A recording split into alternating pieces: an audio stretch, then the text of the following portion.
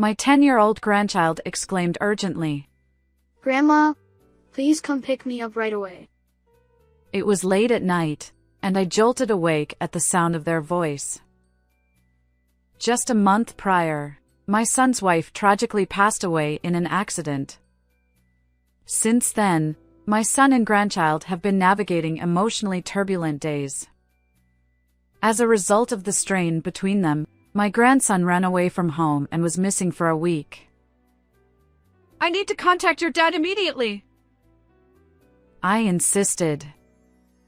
But my grandchild responded with unexpected fear. No, I'll be killed. Driven by concern, I rushed to retrieve my grandchild. However, what I witnessed upon arrival shattered me, the shocking truth revealed before my eyes. A year ago, I was left alone after my husband passed away.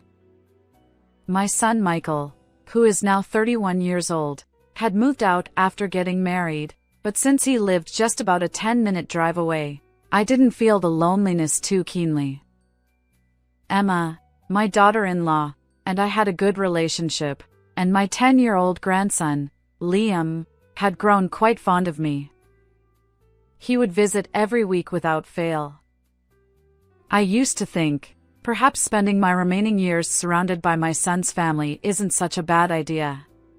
However, little did I know that I would soon be caught up in an unimaginable situation. Looking back, there came a point when I felt something was amiss with my son's family. Wait, where's Dad again today? Yeah, he's busy with work. Until then, the three of them used to visit my home together, but Michael suddenly stopped showing up. And Emma, my daughter-in-law, wore an expression that didn't match her usual self. Could something be wrong between Michael and Emma? I wondered aloud. When I inquired, she gave vague answers like, "Michael's dealing with a busy season at work," or "I'm a bit tired myself." I even called my son after they left, but he echoed the same refrain, "Just work keeps me busy." He always hung up the phone in a frustrated manner. Since losing my husband, my son's family has been a source of strength for me. I wanted to help if they had any troubles, but the situation remained unclear, leaving me powerless. One day, something happened that changed everything. My grandchild whispered to me while Emma was in the restroom. Lately, Mom and Dad have been arguing a lot. Wait, what do you mean? I'm not sure, but both of them just don't laugh much anymore. Liam looked troubled as he shared this secret with me. According to him, Michael's absence from my home was likely due to these marital disputes. Hearing this, anxiety welled up in my chest. While it might not be advisable to meddle in a couple's issues, I couldn't stand by silently when my dear grandchild was distressed. So, I reassured him. First, I'll talk to Dad. I will find a way to help. You can trust that. With Liam still looking uneasy, I made up my mind. Little did I know that a decisive event would unfold just days later, before I could take any action. My son Michael's words hit me like a thunderbolt. Emma, she was in an accident. It was one evening while I was going about my usual household chores. His call was unusual, and the shocking revelation left me speechless. Wait! Is Emma okay? No. By the time I received the call, it was too late. Emma, on her way home from an outing, had been struck by a car. Pinned between the vehicle and a guardrail, she had already taken her last breath by the time the ambulance arrived. To make matters worse, the perpetrator fled the scene, leaving us with no reliable witnesses or surveillance footage. She had lost her life abruptly. The days that followed were a whirlwind of viewing and funeral preparations. Mom, I want to see you. My grandson, Liam, couldn't bear the farewell to his mother. Throughout the funeral, he wept inconsolably, and my heart tightened in response. Even as Emma's mother-in-law, I was profoundly shaken. The grief of losing a partner for Michael and a mother for Liam is immeasurable. However, the tragedy didn't end there. As I worried about the mental state of both of them, an unsettling atmosphere began to settle. "Hey, I haven't seen either of you much since the funeral. Are you both doing okay?" Yeah, I'm just busy with work. "But you both must still be processing everything, and I'm concerned." Enough already. Stop bothering me. On a Saturday morning, a month after the funeral, I decided to call my son and check on their well-being. But Michael's anger on the phone left me frozen. Ever since Emma's passing, he had become increasingly distant. Not only did he avoid meeting me, but his phone conversations were filled with frustration. His temperament seemed even more volatile than before.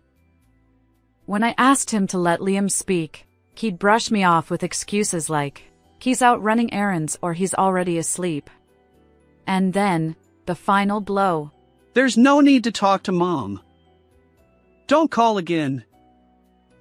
Michael may call me persistent, but I only spoke to him once a week, and that too for just a few minutes. Clearly, he wasn't in a normal state of mind, likely still grappling with shock. It's a difficult situation, worrying about my son and my 10-year-old grandson who live together. I think I'll go check on them in person, I resolved. And so, I set out to visit their home. The next day, when I faced my son, I noticed something amiss. Michael exclaimed, What's your intention, suddenly showing up like this? "I came to check on you because you seemed overwhelmed." "But where's Liam?" Michael, who had a day off from work, reluctantly let me into the house, but there was no sign of my grandson. As I looked around anxiously, he let out a heavy sigh. Ah, Liam? He hasn't been here since last night. His words left me wide-eyed. Run away! That's serious! We need to find him quickly! It's not that big of a deal. I know where he is. As I panicked, Michael continued with an exasperated tone. Apparently, Liam frequently stays over at a friend's house nearby, and it's not uncommon for him not to return for a long time. It must be because he's anxious about losing his mom. That's why he's out playing. Anyway, I've been in touch with the other parents, and we should just let Liam be until he's ready. More importantly, Mom, please come home soon. In the end, I yielded to Michael's insistence and returned home, but a lingering unease remained in my heart. Something is definitely off. And sure enough, a week later, my anxiety would prove justified. That night, already late into the evening, I was getting ready for bed. Suddenly, there was a call from my son's cell phone. Suspicious of the unexpected call, I answered, only to hear Liam's desperate voice on the other end. "Grandma, please come pick me up right away. I'm all alone. I don't know what to do anymore." Wait! First, I need to contact your dad. But in the next moment, Liam's voice pierced my ears with urgency. "No, I'll be killed. Please, Grandma, you're the only person I can rely on." Without hesitation, I rushed out of the house. The urgency of the situation was undeniable. When I arrived at the park he mentioned, I couldn't believe my eyes. What happened? Why do you look like this? "Grandma, Before me stood my grandson, dressed in tattered clothes. And as he revealed the shocking truth, I crumbled to my knees. The morning after rescuing Liam, I visited my son's house once again. A week ago, I was filled with concern for Michael's mental state, but now my feelings were completely different. Liam's account seemed almost unbelievable, but if it were true, I couldn't easily forgive my own son. When I rang the doorbell, Michael reluctantly appeared, looking annoyed. You again, Mom! What's your sudden visit about? Taking a deep breath, I faced my irate son. While my thoughts were far from organized, I needed to ascertain the truth. I've heard everything from Liam. Right now, he's at my place. Huh? Michael's response was puzzling. I continued. You haven't been coming home much lately. As I quietly delivered this message, Michael's face tensed. Yesterday, at the park where I went to pick up Liam, he told me about the days since Emma's disappearance. It was summer vacation, and the elementary school was closed. Despite that, Michael rarely came home, leaving my grandson neglected. Not only did he neglect household chores, but he also returned from work in the early hours of the morning. At times, he didn't come home for several days. Perhaps that's why Liam couldn't take my calls on behalf of Michael. Michael was often away. It's also a lie that Liam went to a friend's house. He said he's never stayed at anyone's house. Enough! Maybe he just left on his own. Leaving your missing son alone for a whole week. What kind of parent does that? Weren't you worried about Liam? I clenched my fists as I confronted Michael. Maybe I didn't want to believe that my own son could be so irresponsible and callous. He's my son, so I can do whatever I want with him, right? Besides, I've been so shocked since Emma disappeared. I can't focus on anything. But as if to shatter my thoughts, he let out a deliberately sorrowful voice. Hearing those words, something inside me snapped. Michael is my son I raised alongside my late husband. Until the end, I wanted to believe he wasn't a bad person. But if he was determined to keep evading the truth, as a mother, I had to take responsibility. Well, if that's your intention, it's unfortunate, but I suppose there's nothing I can do. I quietly replied, extending his cell phone toward my bewildered son. Michael exclaimed, That's my phone. Why do you have it? I thought I lost it. Liam had it. Apparently, he decided to run away after seeing this phone. Do you understand the significance?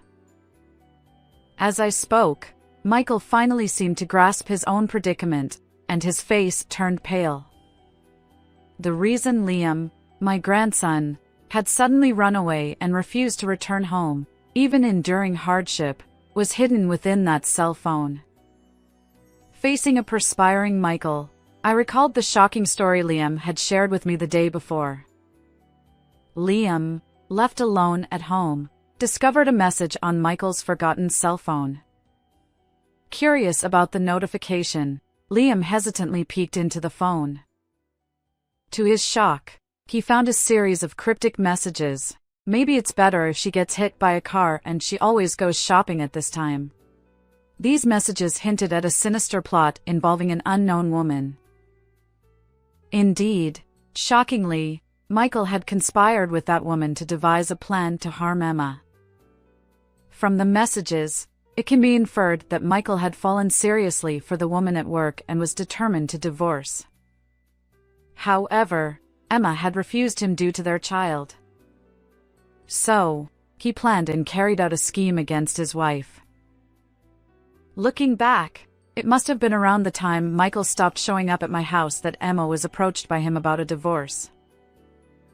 After she disappeared, it also made sense that Michael didn't come home, leaving Liam alone, because he was with his lover.